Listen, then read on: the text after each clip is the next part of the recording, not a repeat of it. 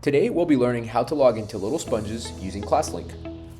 We'll start by going to the Schenectady City School District website. From any web browser or search window, we can type in Schenectady City School District, and we'll search for that.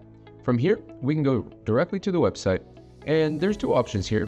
Most simply, we can click on Login Pages and Resources, and then click ClassLink in the very first option. That will take us directly to the Schenectady City School District login page. Alternatively, you can also start from the Schenectady City website. From here, we have the homepage of the district, and on the right-hand side, we'll find ClassLink. It is the third option in the menu. From here, students can type in their username and password, or alternatively, they can use their QR code to log in. Please request this information from your homeroom teacher if you do not have it at home. Once logged into ClassLink, your Launchpad will appear where you can select Little Sponges from the list of icons.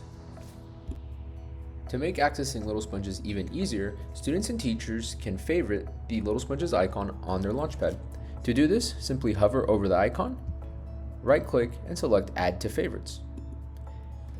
You'll notice that you get a confirmation that it's been added to the favorites, and it'll now appear in the bottom dock of the Launchpad, where you can simply click on it to launch Little Sponges.